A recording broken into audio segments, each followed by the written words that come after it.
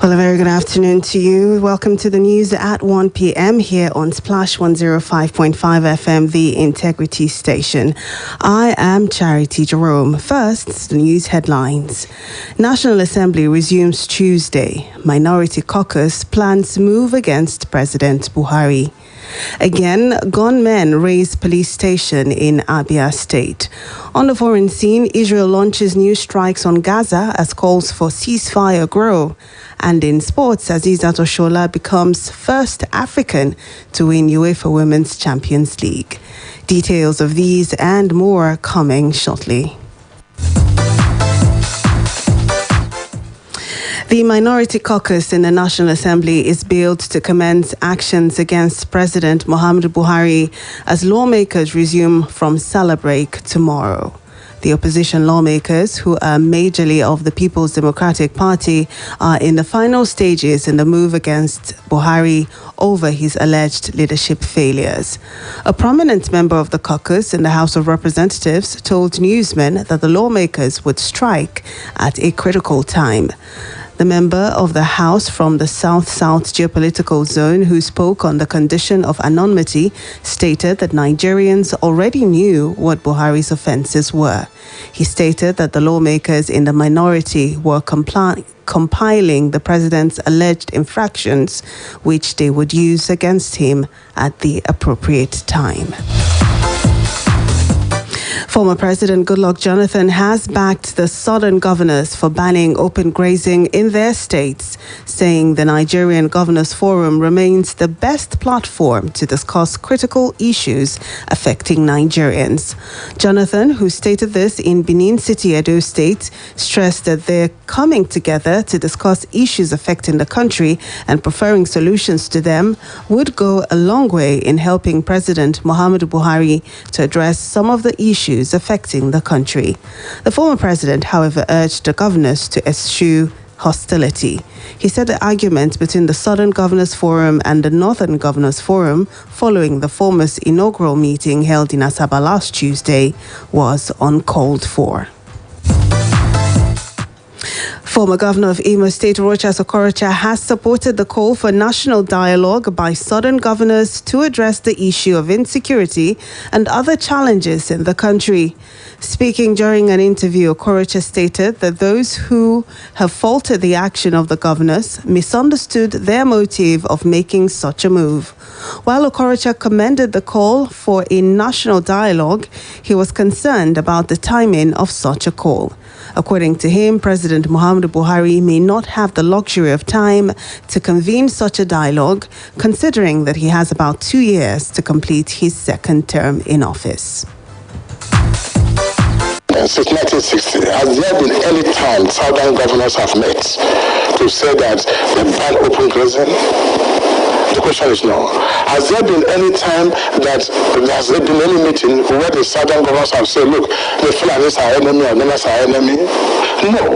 And I don't think that's the intention of that meeting. If it is, then I don't think I'm part of it. But what I understand from this whole meeting is that, listen, things are not well. And I like the name they use, national dialogue. Dialogue means there's something you're doing I don't like, and there's something I'm doing I think you don't like, and we'll come under a round table and discuss it.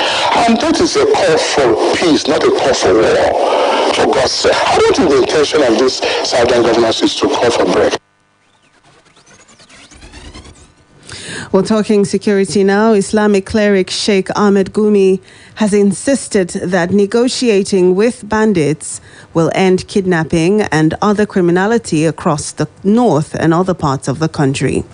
The renowned Islamic scholar said there were needs for government at all levels to engage the bandits, adding that the bandits were showing signs that they were ready for engagement. Gumi, who spoke at a reception he organized for the released 37 students of the Federal College of Forestry Mechanization, Kaduna, appealed to the government to engage with the bandits so that they could abandon their ways. He asked for the cooperation of the federal, state and local government, the clergy and other well-meaning Nigerians. Meanwhile, operatives of the Imo State Police Command have arrested a suspected bandit, Michael Osondu, in the state. The suspect, according to the police authorities, is suspected to be part of the hoodlums that attacked the Nigeria Correctional Services and the police headquarters on April the 5th. According to the police spokesman in the state, Ekeoku Orlando, the arrest followed the mandate and directive of the Inspector General of Police, Alkali Usman, to restore peace and tranquility in Imo State. Items recovered from the suspect include one English-made pump-action rifle and 26 live cartridges, and a pair of police uniform with the rank of Deputy Superintendent of Police hidden in his tinted Toyota Escalade vehicle. Upon interrogation, police operatives said the suspect claimed to be a spy trained at the police training school in Ikeja. Meanwhile, the Commissioner of Police, Abu Tuyaro, has ordered a full-scale investigation into the matter, saying any act of cowardice on the part of the police force will not be tolerated. The primary purpose of being here is to work. Nothing more, work and protect the people. This mandate is sacred. This mandate is sacrosanct. Therefore, you must go to the field, go to the roads, go to the community, and show exemplary commitment. We want peace and security to be restored to Imo State. If I receive any iota of complaint with respect to negative conduct of you, either as individual or as a group, I will not hesitate to enforce the necessary disciplinary code. The Apomeri Ubakala police station in Umuahia South local government area of Abia State has been attacked by unknown gunmen in the early hours of today. It was gathered that the hoodlums attacked the facility around 2 a.m. No casualty has been recorded as the State Police Command had yet to react to the incident. Recall that 2 police stations in the state were razed by gunmen last week. Also, the Independent National Electoral Commission and National Drug Law Enforcement Agency offices located at Amabu Ohafia were also attacked by unknown gunmen between last Monday and Tuesday last week. Meanwhile, 6 vehicles have been razed with 2 others damaged following an attack on the Enugu State Office of the Independent National Electoral Commission, INEC, by hoodlums. INEC Chairman, Information and Voter Education Committee, Festus Okoye, who disclosed the attack via statement today, said the resident electoral commissioner in the state reported that the incident happened last night. The attackers set the foyer ablaze, vandalized some offices in the main building, and caused extensive damage to some of the commission's movable assets within the premises. Following the ugly incidents, INEC said it would hold an emergency meeting with all resident electoral commissioners across the states over attacks on its offices. Meanwhile, the State Commissioner of Police, Mohammed Aliyu, has ordered a manhunt of the perpetrators and the placement of adequate security around the area.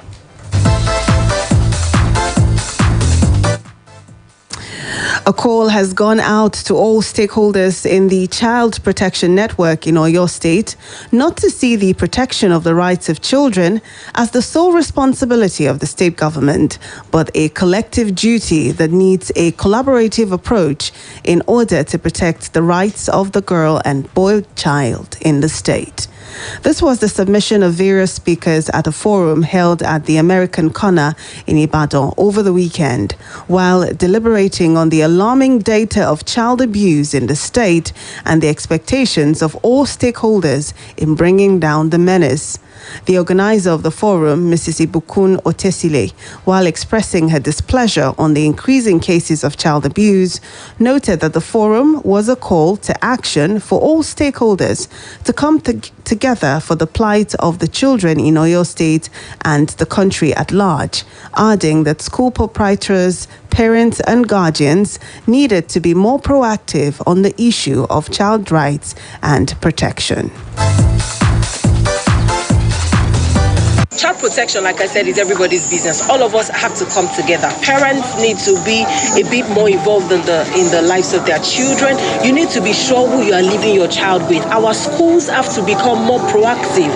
You know, one of the things that we're unveiling today is OSEC pedophilia tendency scale.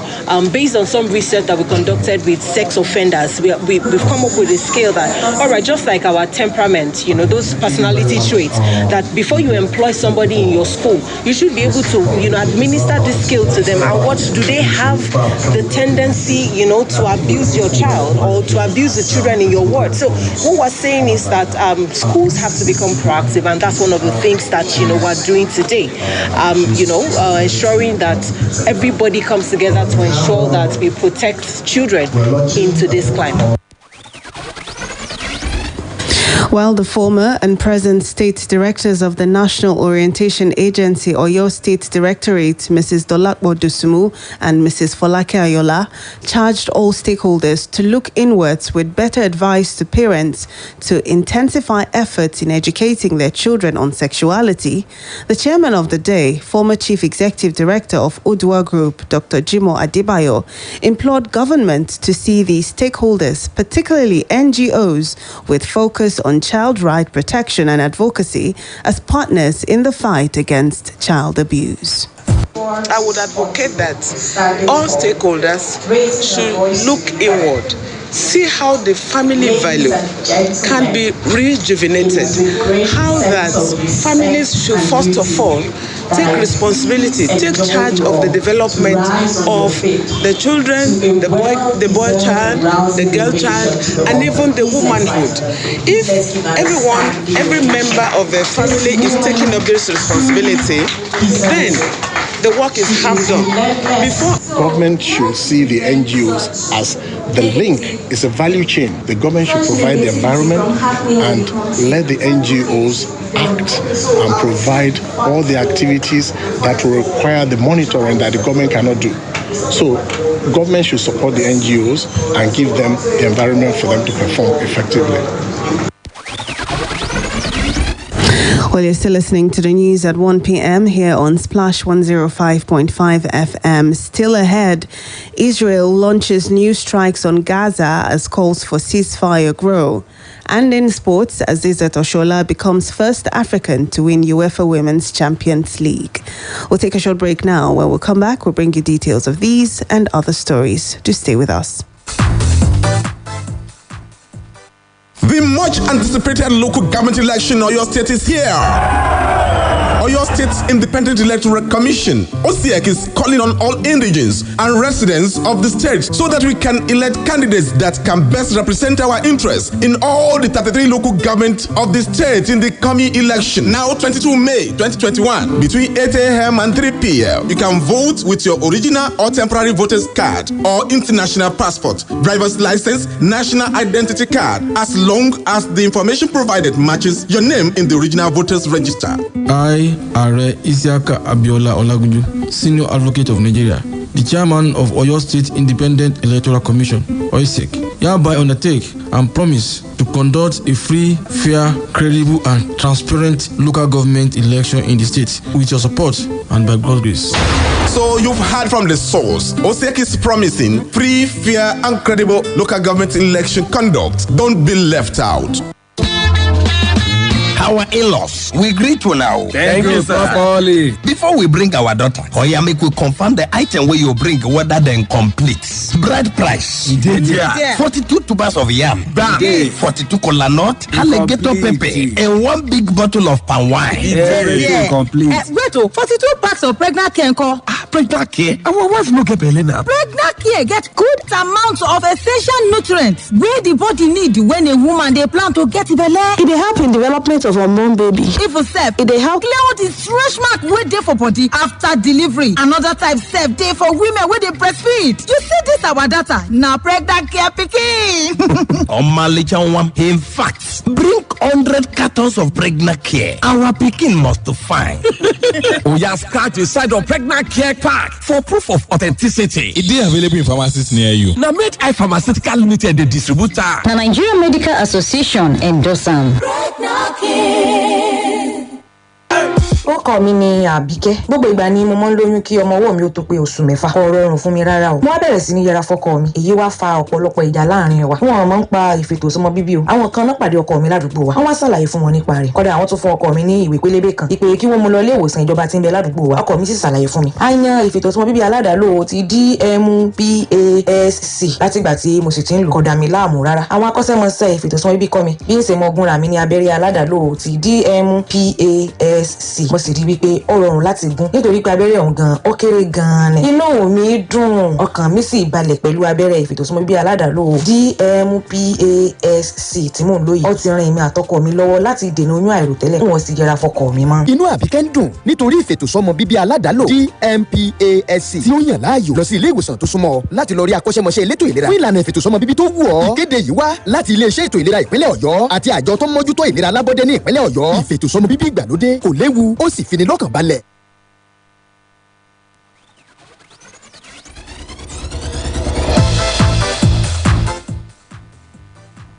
Back here on the news at 1 p.m. on Splash 105.5 FM.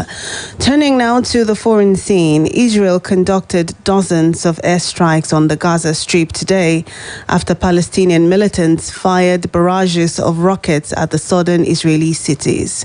The pre-dawn raids on Gaza were some of the heaviest seen since the fighting began a week ago. Israel said it hit facilities belonging to the militant group Hamas and several commanders' homes, but main roads and power lines were also damaged. Meanwhile, international calls for a ceasefire continue to mount. The UN Security Council held an emergency meeting on Sunday, and Secretary General Antonio Guterres warned that further fighting had the potential to unleash an uncontainable security and humanitarian crisis. He pleaded for an immediate end to the utterly appalling violence. The international scheme to ensure equal access to COVID-19 vaccines is 140 million doses short because of India's continuing COVID-19 crisis. The Serum Institute of India, the largest single supplier to the COVAX scheme, has made none of its planned shipments since exports were suspended in March. The UN Children's Agency, UNICEF, buys and distributes vaccines for COVAX. It is urging leaders of G7 nations and EU states to share their doses. They're due to meet in the UK next month. Or still on the foreign scene, Ethiopian Prime Minister Abiy Ahmed has said that he will not allow the delayed general election to be used to fulfill the interests of external forces. Mr. Abiy accused unnamed powerful countries of waging a campaign against Ethiopia. He added that Ethiopians have never fallen under any forces and never will. Ethiopia has come under pressure from the US and European Union over alleged human rights abuses and the humanitarian crisis in northern Tigray region, where federal forces ousted the rebellious former regional governing party, the Tigray People's Liberation Front, in November of 2020. And now to some sports news. Azizat Oshola has made history as the first African to lift the UEFA Women's Champions League with club giants Barcelona. The Catalonian side broke a 13-year dominance by French and German Champions League winners since Arsenal lifted the trophy in 2007. Booming with some level of confidence after their triumph at Women's Super League last week, the Spanish champions totally outclassed their English opponents by putting 4 goals past Moskovic to record their first Champions League victory. The 26-year-old, who was recovering from an injury, was introduced in the 71st minute and almost got her name on the score sheet, but for the referee, who ruled the goal as offside. And sports fans will be welcomed back to venues across England on Monday as coronavirus restrictions are eased. Football, greyhound racing, horse racing, rock Rugby League and Rugby Union will be among the sports to open their doors to fans as the third step of the government's coronavirus recovery roadmap is implemented. Larger seated outdoor venues will be able to admit up to 10,000 spectators, and smaller outdoor venues' capacity will be capped at 4,000 or 50%, whichever is the lowest. And just before we go, here's a quick recap of the headlines. National Assembly to resume Tuesday as Minority Caucus plans move against President Buhari. Gunmen raise police station in Abia State. On the foreign scene, we told you that Israel has launched new attacks on Gaza as calls for ceasefire grow. And in sports, Azizat Oshola has become first African to win UEFA Women's Champions League. For more details on the news, you can visit our website on www.splashfm1055.com. Now you can download the Splash FM mobile app on iOS, BlackBerry World, and Google Play Store to listen live, get news updates, and opinion poll. You can also report an event live to us through the iReports feature. To download, simply go to any of the stores mentioned and search for Splash FM 105.5, then click to download. We've now come to the end of the news on Splash 105.5 FM, the integrity station and the best radio station in the southwest of the country. The news editor is Tunde Olawuwo, assisted by Ayo Olubusi. I am Charity Jerome. Good afternoon and thank you for listening.